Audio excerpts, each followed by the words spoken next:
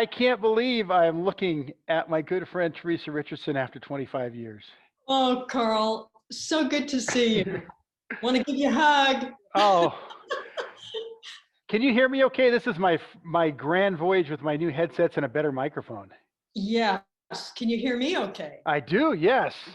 I got kind of jealous. I did Walden Curson an interview about 3 weeks ago, and he had this big fancy headset, and he sounded professional, and so I had to go for it.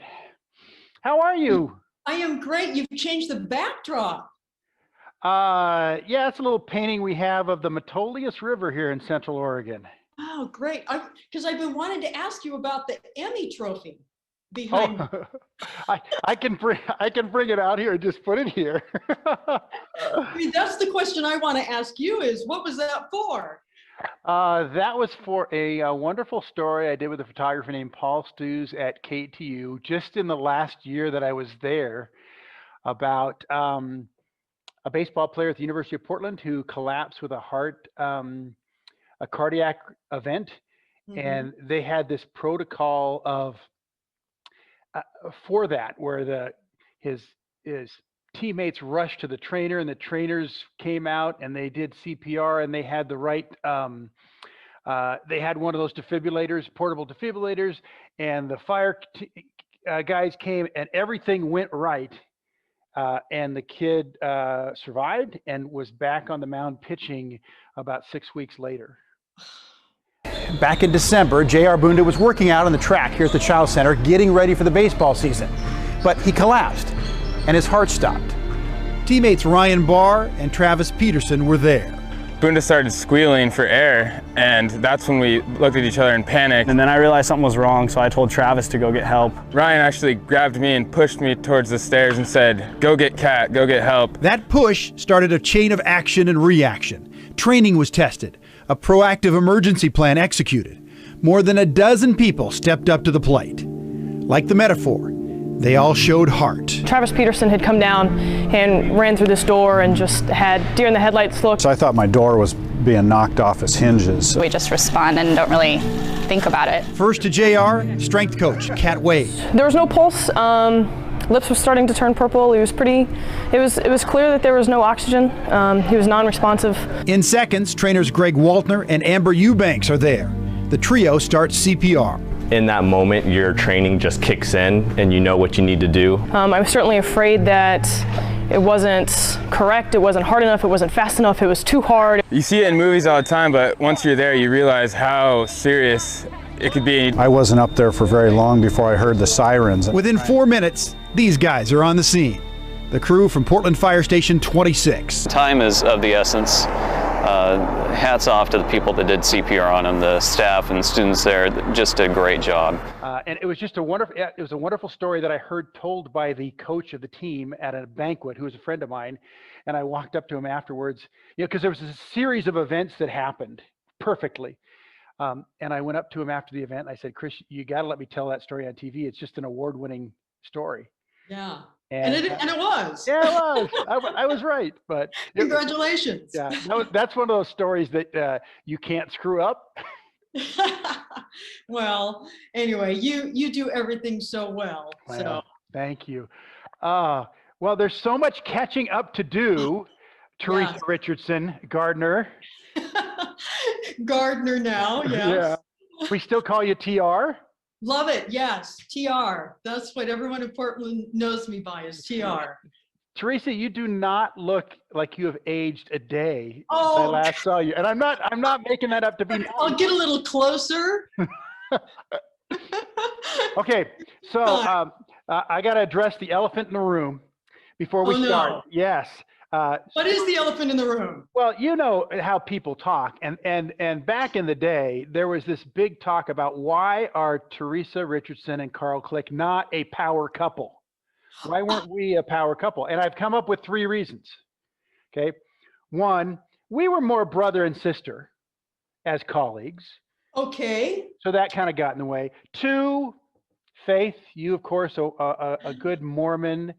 Me, I'm. It starts with an A. What's that? Atheist? No, what's the other one?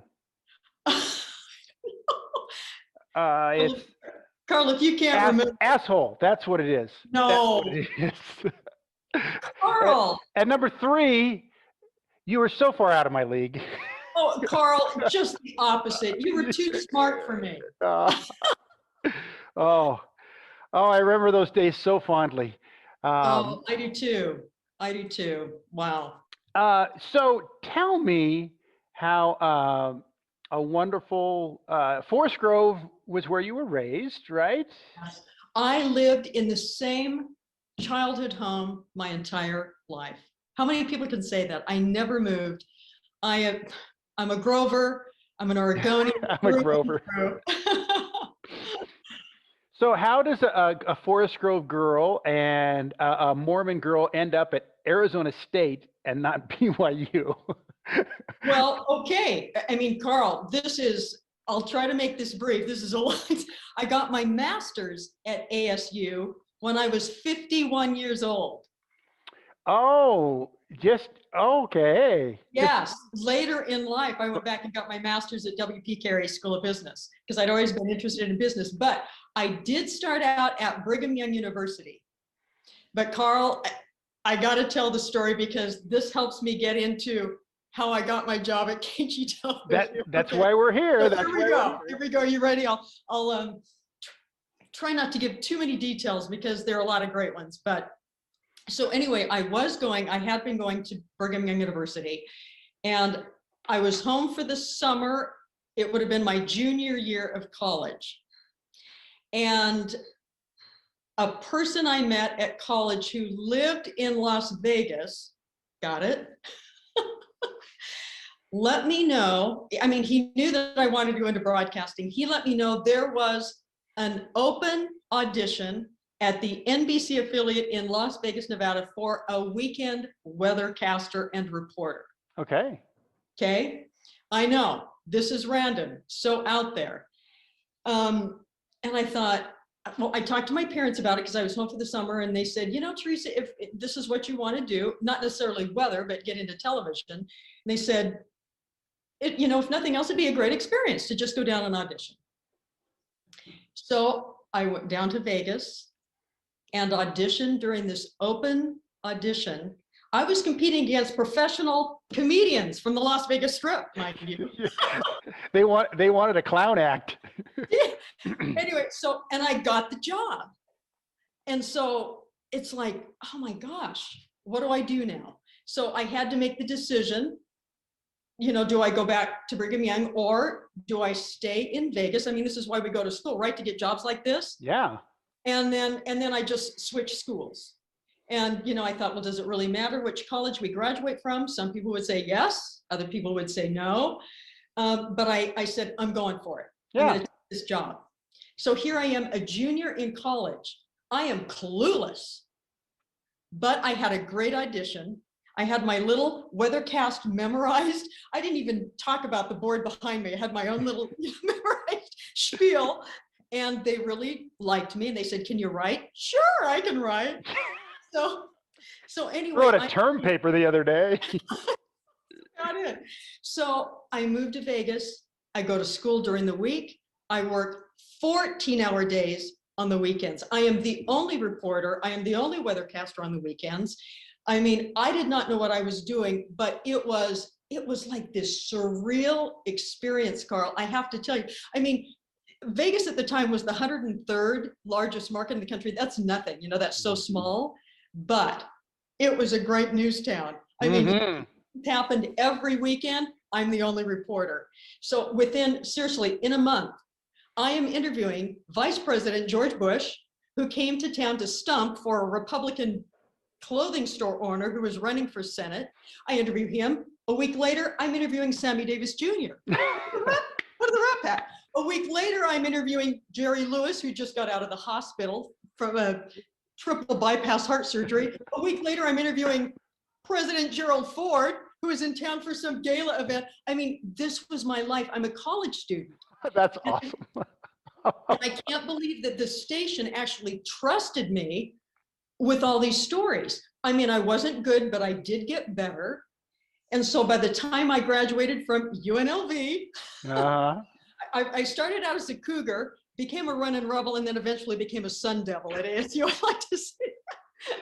So anyway, by the time I graduated, we are getting to Portland and KGW here. I had a reel. I mean, a reel with real stories, and plus Jerry Tarkanian and the Running Rebs. So there were all these things going on. I had some. They weren't great stories because I didn't do them that well, but at least they were. I mean, it showed me that I was out there pounding the pavement. Yeah. And so anyway, of all things, I happened to be filling in for the main day weather anchor one week in the fall of '83, and who should show up at the station on vacation, just visiting the station, but Elliot Ecke. Yeah, our assistant news director at KGW. Exactly, assistant news director. So he watches me do the newscast, and then he goes into my news director and he says, "Who is that? She looks really familiar." Ah. So he talks to me afterward, and I said, "I'm from Portland, or I'm from Forest Grove, but I'm from Oregon." He says, "How would you like to come up and do weather on the weekends at KGW in Portland?" My hometown. Yes. What a gold mine for Elliot Ecke. For first of all, he goes down to Vegas to gamble. He writes it off on his taxes because he got you. Exactly. That's what he said. That's why he visits stations whenever he goes on vacation, so he can write it off. But anyway, I mean, lucky for me. So anyway, I didn't even need my wonderful reel, but I still set it up. So Paul Sands was the news director at the time, as you know. He hired me. And I think I joined right after you at KGW. And so there I am working weekends. I start with Jack Capel, did the 5, I did the 11 o'clock. And then I worked with Ann Curry, the legendary Ann Curry. Yeah, we both did. Somewhere in the archives, there's probably a picture of you and me and Ann Curry on the set together because she was anchoring weekend. You know what? I would love to, well, I've got to show you this, Carl. Look what I found. Look at that. Can you see that? Wow, yes. That is the morning news team from about 1986. Yes. Wow. But anyway, yeah, we'll get to news at Sunrise in a minute. But I know, I'm thinking, I do not have a picture of the three of us together, but I bet we could find some archive material. I would love that. Yeah. So do you think Elliot Ecke recognized you because you had been Miss Oregon? Probably, and I can't believe you're bringing that up, but, No. but you know what I'm saying? It's like I can't, that's part of my history I can't escape, you know, and so probably, yeah, probably, I have to admit that. So is that, I was going to ask you about that, that's not a painful memory, it's just a different time, isn't it? Well, yes, you're right. It's not a painful memory. I mean, it certainly opened up doors that helped pay for my education. But I think it's like, so not defines me. You know what I'm saying? It's not who defines me. And now the Miss America pageant is so passé, you know, is so irrelevant. But at the time, I mean, I grew up watching the Miss America pageant. At one time, it was the Super Bowl. I mean, the Super Bowl and Miss America pageant were the two most watched television programs during the year. Yeah, I had that very same thought when I was thinking about that, is how it's changed over time. It was comparable to the Super Bowl. It was once a year. It was on network TV. It was, right. I mean, it was a huge, huge deal. It has changed in several ways. You said it's kind of irrelevant. It's also you've got American Idol now. You have all these other reality shows. It's kind of, yeah, you just. And it doesn't represent where our culture has gone. It's how we treat women properly either. We don't, you know, swimsuit and evening gowns and things like that. Right.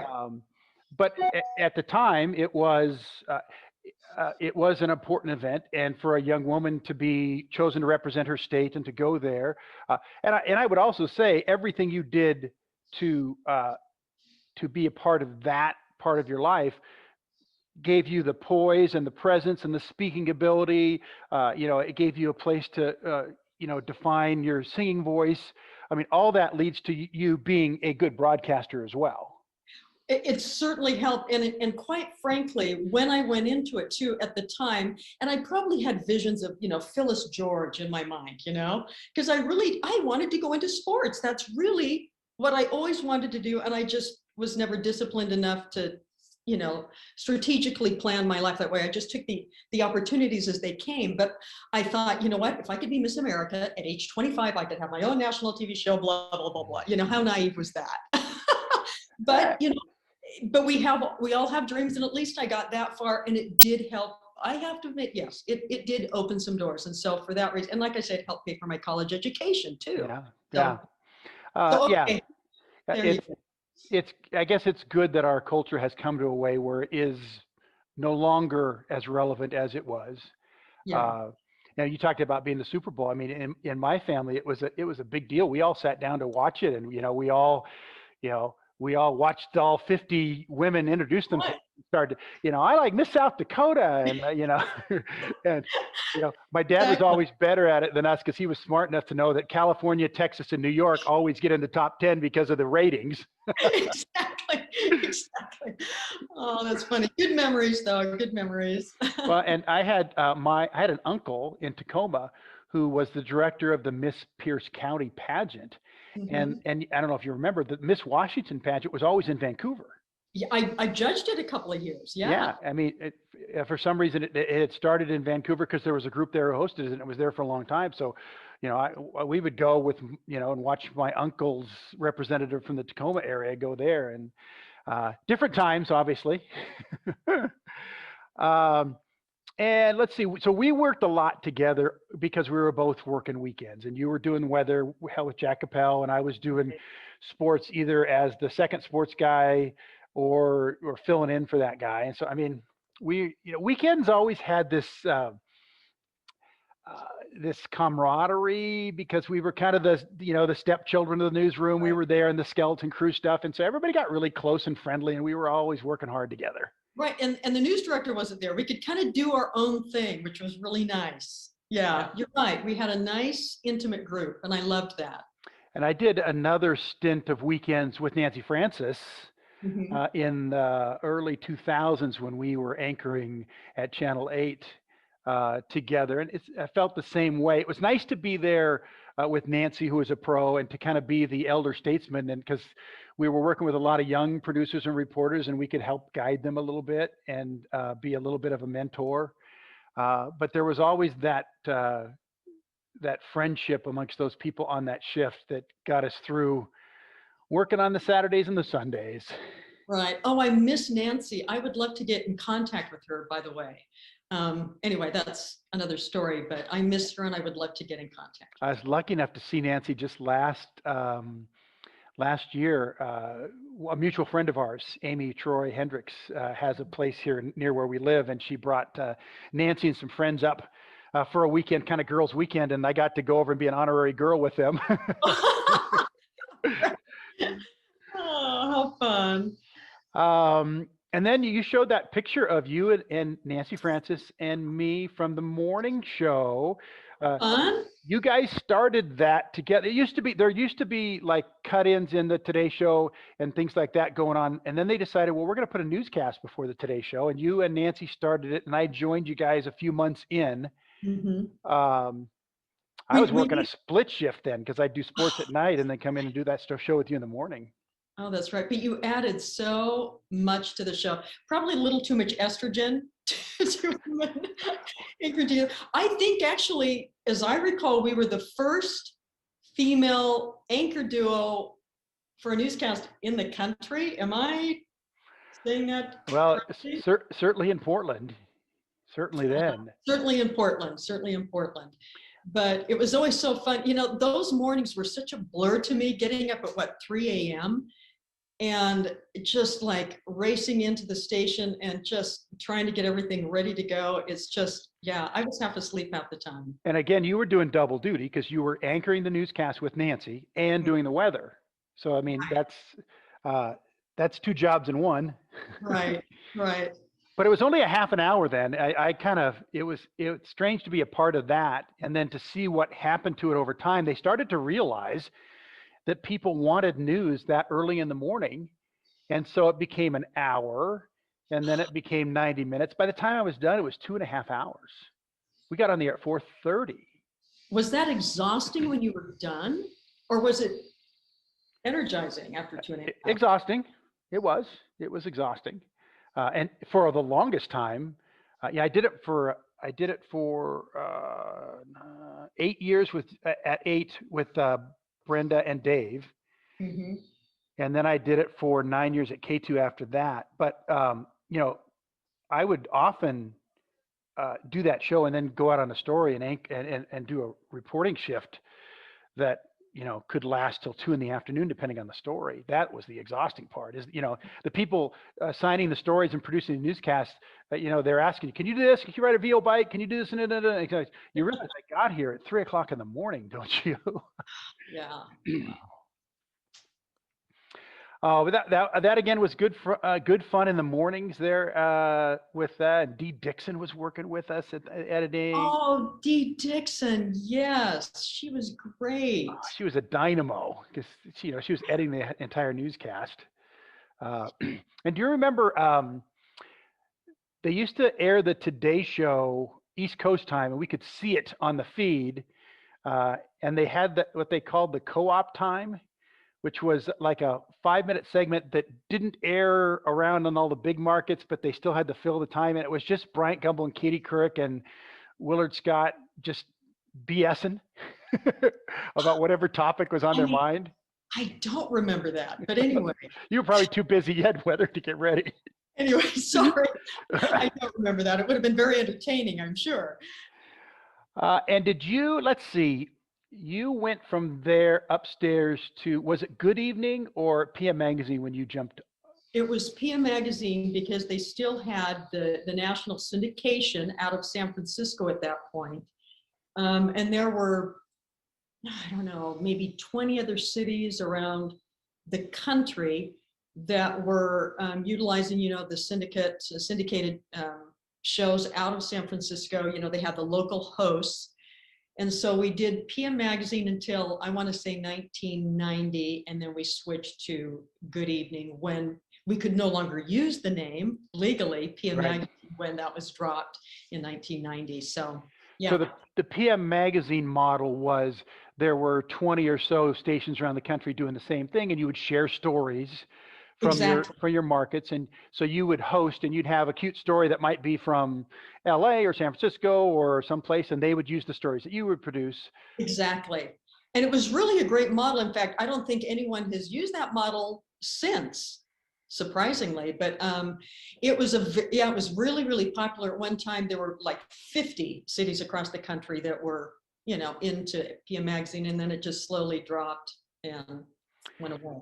So when it changed back to Good Evening, then it was almost all local stories, because you had a staff of several reporters who would be doing stories a couple times a week. Right. We could exchange stories with the evening program up in Seattle. Right. So it was all Northwest. So at least we did get a little help from them. And then we could also contribute stories to their show as well. And the strange kind of cycle of that, Teresa, was that KGW had Good Evening before PM Magazine back in the 70s, hosted by Dick Klinger and Robin Chapman. Yes. Yeah. And I mean, the great John Tuttle would do stories for them. I'm not sure if they had their own like independent staff, but I think it was more of a meld of sometimes news reporters would do things for those guys. And I think so. I mean, I remember talking with Robin Chapman when I was in high school, and she would do a story for that show every day, and then she would anchor the 5 and the 11. I mean, she was cranking out stuff like crazy on that show before it then became PM Magazine. Yeah, those were good times. That was. Did you join Dave Sullivan as your first guest host? No, Jack McGowan. He was already hosting when you joined him. Right. So it was Dave Sullivan and Cheryl Hansen. Paul Lindman before Dave Sullivan. Oh, right. I mean, I remember watching them as a teenager and thinking, oh, wow, if I could ever do that job, it would be a dream. Yeah. And look what happened. Yeah, I know. Look what happened. And I mean, they were doing a lot of traveling around the world at that. I mean, that was just like, oh, the best. But anyway, so Cheryl and Paul, and then Cheryl and Dave. Yes. And then Jack McGowan. Jack McGowan and Elaine Busby. So did Jack McGowan do it with Cheryl? I can't remember that.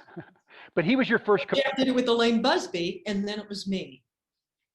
Wow. And so, and you guys did it for quite a long time. And the cool part about that program is you would go to different parts of the metropolitan area. You'd go around the state. I mean, you'd be hosting from a state fair here, or a wine festival there, or a grand opening there. And it was a good way to showcase what was going on all around the state. Well, the first year that I did it with Jack McGowan, we were still doing, that was an amazing year. I started in December of 87, and I mean, within 2 months, we were off to Australia doing a week's worth of shows. And then the next ratings period, we were off to the Amazon. We were the second cruise ship to cruise the Amazon River. And then a month after that, I was flying with the Blue Angels in an FA-18 Hornet. And I'm thinking, this is a... So Jack McGowan's such a nice man. Also, one of my neighbors here, he lives in Sisters, Oregon. I see Jack. Really? Yeah. Everyone lives in Central Oregon. And he married a wonderful woman, Jan, from Banks, Oregon. And Banks is like 6 miles from Forest Grove. Banks and Forest Grove, they're the same place, aren't they? They're the same place. So anyway, well, when you see them, tell them hello for me. I will, yes. So what I remember, this is the fun part about doing these podcasts with good friends and things like that, is just reliving things going on. When Jack decided to leave and start Solve, the great Oregon program for cleaning up litter and vandalism, I remember the meeting where they announced that. Oh, wow, that's great, amazing. And then I was called up into the office up there by the producer and the executive producer. I'm not naming names because it's not important. And they said, we really want you to consider coming up and hosting this show with Teresa. And they laid it on. I mean, it was like I was wow, you're kidding, Bubba. You know, I was just taken. I said, man, just like that'd be a dream. I'd love doing that. And so then the process for filling that job began to. But I'd been told this. I mean, I didn't say, they didn't hire me, but they just really, And so several of us did. We guest hosted, with you to do things. And then it turned out the next host of the show was Craig Walker. and I have no problem with that. I mean, that's a no-brainer to have Craig, who's a good friend of mine, and to cross over from radio to TV, and he was so good at it, and he was Mr. Portland. That made a heck of a lot of sense. I had no problem with it. But nobody from that meeting came up to me and said, we've gone a different direction. Kidding. Oh, Carl, it would have been fun. Yeah, it would have been, Teresa, but it would have, be careful what you wish for, because it would have changed dramatically what I end up doing the next 25 years in Portland. I mean, who's to say what would or wouldn't have happened? But that show was off the air in 5 or 6 years. Yeah. If the ratings hadn't been good with Carl and Teresa, Teresa would have had a new co-host. Well, and we'd heard for years that they were going to drop the show. I mean, every year it's like, they're going to drop the show. So, that path didn't open for me. The path that did was I would get out of sports and become a news reporter and get to develop my writing skills in the stories that I was telling, and use my sports anchoring skills to fill in anchoring in the morning show. All of a sudden, then spend almost the next 20 years anchoring newscasts, mostly in the morning, for the rest of my career. So I have no problem with that. I just thought it was a funny. It was a strange occurrence that would happen. I'm sorry that no one came back to you or said anything. I mean, all they would have had to do was say, "Hey, come here. We're going to have Craig as the next host." And I went, "Yep, I got it. I'm, I'm a piece of cake." I did have some wonderful experiences with Craig. In fact, I have to show you this, and this is not, okay, I'm just going to turn the camera on. Look at this. Look at this. Look. Now, please tell me you got that out just for us. Yes, I know. My husband walked out this morning. Whoa! He goes, "What?" I mean, I have all this other paraphernalia. Look at this. And I wouldn't normally have, we were on the side of a bus. Look at this, Craig and me on the side of a bus. Nice mustache and open collar for Craig. I love that. Well, it's because a couple of months ago, I wouldn't normally have all this stuff readily available, but a couple of months ago, my husband and I, and we'll get to this later, moved back from Madrid, Spain to the United States. And so we were getting things out of storage, and I found, I mean, just recently, all these wonderful things. And then when you contacted me, I thought, this is perfect. And I have like this scrapbook, and I have this stack of letters, my favorite letters that people sent to me in case I needed to bring that up. That's why you've been saving it all these years. This is why. Yeah. This podcast. So anyway, so fun. And I love Craig. Craig, once again, neighbor. He has a house up here, and I see Craig a couple times a year. He was one of my first podcast guests, and he's so healthy. It's just this great story that he has to tell. So he's a good friend. Makes me so happy. I did watch that podcast. In fact, I've watched just about all of your podcasts. Oh, you're a good friend. And I want to say thank you from all of us for this opportunity really to relive our journeys. And I have learned so much from all of the other interviews. In fact, Carl, I didn't even know you had created this media sensation when you, your dad, and your brother went to all of the ballparks around the country in 1 month. That is a fabulous story. Yeah, and I would never have brought that up if Mike Donahue hadn't gone, "I remember your baseball trip." The funny thing about that, now talk about going full circle, is the reason I talked with Robin Chapman, the host of Good Evening, when it first time came around, was that Dick Klinger, the other host of the show, came to us and did a story on our baseball trip in 1977. And after the show, or after the interview and stuff, we're chatting with him, and I'd mentioned that what I wanted to do as a career. He says, "Why don't you guys come watch the show?" So the night that it aired, the next night, we were all sitting there in the studio watching Robin Chapman, Dick Klinger do the show. So that's 1977, and 5 years later, I'm doing an internship in that room, in that building. So anybody who's watching this and you want to learn about my baseball trip with my brother and dad, you have to go back and watch the Mike Donahue episode. Anyway, I just thought that was really a fun thing, a memorable thing. By the way, is your father still alive and healthy? No, both mom and dad have gone. Oh, sorry. And they left us this great house in Central Oregon that my wife and I, Really? kind of bought out from the rest of the family, and that's where we live now. How wonderful. I remember your dad asked me to sing for him for, I don't even know what the event was in Vancouver. I'm sure it was a Clark County Rotary Hall of Fame banquet. That's what it was. Because you had to sing and I had to host it. And he wanted me to sing, I remember this, "Wind Beneath My Wings."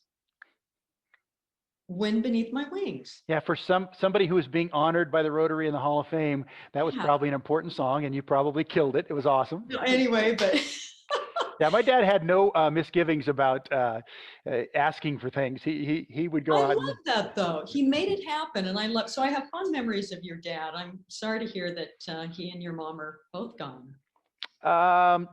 So let's see. I think you said you left KGW in 95. Does that make sense? In 95, yes. And were you ready to move on? What was going on? Thank you for asking that. Yes, it was all completely my decision. What had happened was, they'd changed the format. I did the show alone, in studio for a year, and then they decided to go back kind of to the old PM magazine format, evening format. And so they brought Ed Wyatt down from King TV. Ed was such a fun guy. I really enjoyed working with him. My high school tennis partner. Oh, that's right. You went to the. Oh, you guys had fun together. We were a doubles tennis team, yeah. And you're both so funny and witty. I mean, what a blast you two must have had. I just talked to Ed the other day on Facebook chat. We're setting up something to kind of relive some things. So yeah, he's in Australia. Did you know that? No, please tell him hello for me. Yeah, well, he's a sportscaster in Australia. Oh, how great. Yeah. How great. So anyway, but they had also brought in a new producer from another part of the country. I guess they really felt like they needed to spice things up. And the tone of the show really changed. And as much as I loved Oregon, as much as I loved Portland, as much as I loved KGW, because this was my home, and I had spent years, I felt, trying to develop and create this wonderful program that, you know, people could watch, families could watch. Mm-hmm. And it had changed, and it got to the point where I was uncomfortable with some of the stories that we were producing and airing, and I was even a little embarrassed to introduce some of the stories, and I hate to say that. And it just, I thought maybe this is just what I need to kind of just make me make a change. And it was a hard decision to make. You know, my dad always said, you should never leave a job unless you have another one secured. You know, but I did. I just thought, you know, I'm going to leave. I'm going to take some time off, and then I'll figure it out. And I have wanderlust pretty darn. I have an acute case of wanderlust. I love to go. I love to explore. I need to travel. I need to see the world. And so I thought, I'm going to take some time off, and I'm going to do some traveling. So I did. I spent several months just traveling the world, and spent a little time in New York, a little time in San Francisco, and I decided that's where I want to live. I've always loved the San Francisco Bay Area. So I went there without a plan, and in a short amount of time, I got a couple of talent agents, not broadcast agents, but a couple of talent agents that helped me with a lot of talent work, voiceover work. And they also had their finger on the pulse of the broadcast market in the San Francisco Bay Area. And at that time, I'm really adding a lot to your question. You said I left in 95, and I'm just kind of moving to the next phase. As long as we end up at 2021, we got. And so at that time, you know, Silicon Valley was going crazy. I mean, it really was at an exciting time to be in San Francisco and the Silicon Valley, with all these companies emerging and all of these companies trying to go public, and technology was just making incredible advances. So I auditioned for actually a couple of shows, and it worked out that I could do both of them because they went on national cable channels. There was a new technology cable channel that was started. It was called ZDTV, and then it was changed to Tech TV. In fact, Paul Allen bought it. It only lasted a few years, but I auditioned for just a little program called Digital TV, Digital Avenue, and I got that. And we didn't shoot on a regular basis, so I had a lot of flexibility. We'd shoot, you know, maybe 3 shows or episodes today, and then in another couple of weeks we'd shoot 2 or 3. And then also another show, a brand new show that aired on the Fox station and also nationally on Education TV. It was a program called Meeting the Challenge. And it was a human interest show, and it was a half-an-hour show. And again, didn't have to shoot every week, just when we had a program or 2 ready to go. And so it was really nice. I had a lot of flexibility, and I could just spend a lot of time doing a lot of other things as well, and still keeping my finger in the television pie. And it was an exciting time to be, like I say, in Silicon Valley. I also, a third thing is I also freelanced for the Silicon Valley Business Show. And so I helped produce their CEO profiles. And also I filled in doing their morning news. Oh, which was no. all by myself, had to get up at 3 in the morning and be there and do a half an hour show at 6:30. So it brought back memories of News 8 at sunrise at KGW. So anyway, yeah, I was in the Bay Area from essentially 96 to 2001. And also, Carl, you'd be interested to know that I kept up my singing, kept up my national anthem stuff. And so I got to sing, not at Candlestick Park, but at Pacific Bell Park the night that Barry Bonds hit his 376th home run. I sang the national anthem that night. And then also I got to sing the national anthem for the Oakland A's when they played the New York Yankees with Derek Jeter. And that, I know, it was a dream. And that was the year that the Yankees had broken the single season win record, for a single season. And so it was in 98. And so it was an exciting time also for the Yankees and to be a part of that. So those were just a couple of fun experiences while I was there. So they say, well, Ms. Richardson, we're going to take you out here through this door and you're going to go sing and then you're coming back. And can I go that way and walk by Derek Jeter? Exactly. Can I just touch him? Yeah. Oh, anyway. Well, a lot of people have a similar story of why they leave a job or move on from things. There's a sounds like a natural lifetime of things. You create things, you establish things. Eventually, they change to a point where it no longer represents what you want to be doing. And if you have the wherewithal and the security to be able to say, no, I'm going to move on. That's a really nice luxury to have. A lot of people can't do that, and they're stuck in places where they're uncomfortable, and that's disappointing. Well, it was a big decision, a hard decision. I was single, so that made it easier. But it was hard leaving my beloved Oregon, and my parents, and half of my family was there, but I needed to explore. I mean, the wanderlust in me just said, I got to go out, I got to explore, I got to see the world, I got to experience more. After San Francisco, where you thank keep wandering around? Keep wandering. So in 2001, I felt like, okay, I'd done the San Francisco thing. So I got a job. I went to Salt Lake City, got a job working for Jet Set Sports in preparation for the Winter Olympics, because I'm an Olympics freak, especially the Summer Olympics, but the Winter Olympics in Salt Lake City, a city that I knew fairly well.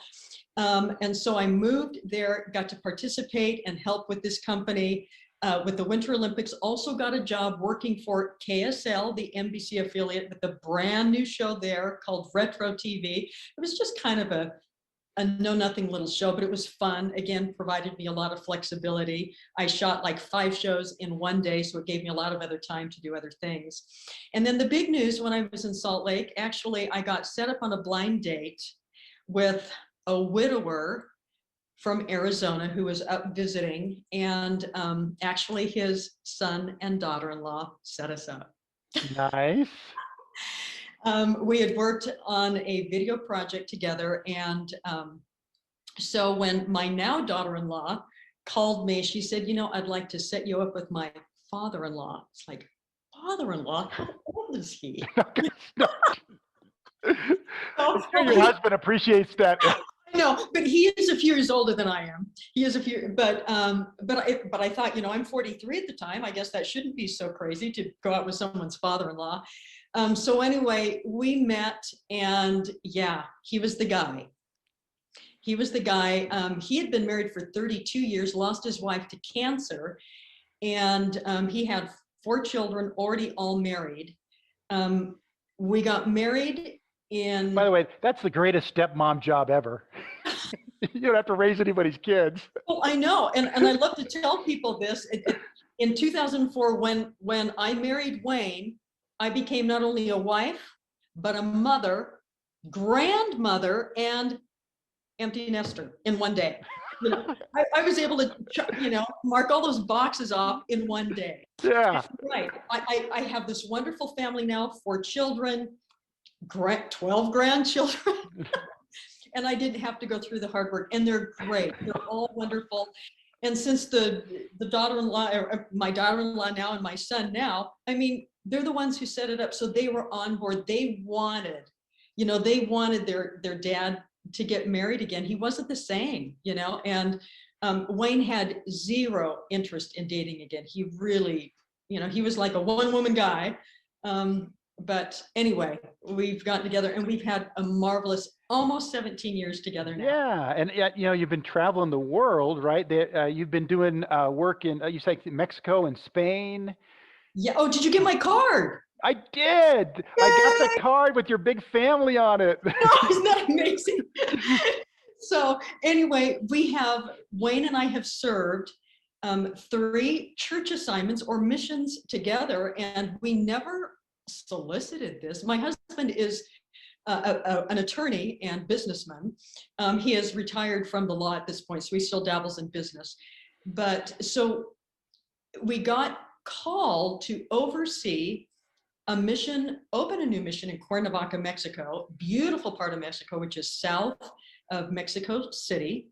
And so our area included Acapulco, Ixtapa, Zihuatanejo, all these beautiful places. We worked hard for 3 years. And then we came back to Arizona. We were there for a little time, and that's when I went back and got my master's at ASU in business and taught at Mesa Community College, business communications. And then I wrote to you in my email that I found what I felt was truly my calling after all these years, after 50 years, and that was coaching. Track, right? Track and cross country. And I have to tell you, Carl, this was a life-changing event for me. The movie McFarland USA, did you ever see it with Kevin Costner? Yes, yeah. The cross country team, yeah. I mean, based on a true story, I saw that movie and I bawled. I cried like through most of it. And I just said, that is what I want to do. I mean, I've always been a runner. I ran track for many years myself, competed. And I said, that's what I want to do. And I immediately went and said, I've got to find a job to do that. And I found a job as an assistant track coach at Desert Mountain High School in Scottsdale. I met with the coach. He hired me on the spot. I helped with sprints and jumps, which that's what I did. Right. And he suggested that I coach the middle school, the feeder middle school to that high school, the cross country team. And I did. And I thought, I never ran cross country. I mean, I've run 5Ks and a marathon and that kind of thing, but I'd never coached cross country. But I said, I'll do it. And I loved those kids. I loved those kids, as you know, Carl, what it's like to coach. And we went from literally worst to first. Yay! We won the district. And I mean, you've been coaching what? Tennis and what else out in Sisters? Basketball, yeah. I mean, I've been coaching since 2007, and that morning show that I was on always made it so that I could come home, take a nap, and go coach. So I've been doing that for that, and it's great fun. It's really rewarding. I'm glad you found it. It's rewarding. It's so rewarding, and so I just I mean, I had to leave it because my husband and I got called on another couple of church assignments, which we loved. We went to Tijuana, Mexico for 2 years, and then Madrid, Spain for 3 years. And we just got back 2 months ago from Madrid, Spain. So we're still kind of setting up our house, and we're out now in eastern Arizona. My husband has a ranch out there. He grew up out here in this little town, but it's great. It's a whole another adventure. There has to be a middle school that needs a cross-country coach within a few miles of your home now, right? That's what I'm thinking. And there actually is a junior college here, Eastern Arizona, and I'm thinking maybe I could do something there too. But anyway, so life has been full. It's been different. I never planned any of this, but it's been great, and it's been full. Oh man, it's so great to hear that and to catch up, because I can't tell you how many times people said, "Do you ever hear from Teresa Richardson, or what's she doing?" And I knew for a while that you were in San Francisco, but then just lost touch. And so I've said this almost every one of these interviews, is the fact that I could retouch with somebody after 25 years and relive those great times and find out what people are doing is just this great joy. So I'm so happy just to see your face and to hear your voice and to hear how great things have gone for you. It's awesome. Well, Carl, you look terrific, and you've done so many wonderful things. You got to do AM Northwest also, which is another dream of a lot of people. I would have loved to have done that show had it, ever been an opportunity to, but it never, happened. But I mean, that was, I'm sure, an incredible. Yeah, one of the great joys of 30 years is to be able to do that show I did it for almost 2 years with Helen Raptis, and it was, it's a treasure for Portland, I believe, and I'm glad it's still going. And yeah, well, and again, we don't choose the path that happens. Sometimes there are meetings with people and jobs are kind of, and then you end up going another way, and it turns out to be the right way. Right. That's great. Well, dear TR, thank you for doing this. Thanks for reliving this. Now that I know how to find you, the next time I'm in Arizona, I'm going to go knock on your door. No, please. In fact, you and Jill come out to the ranch. We'll go round up some cattle.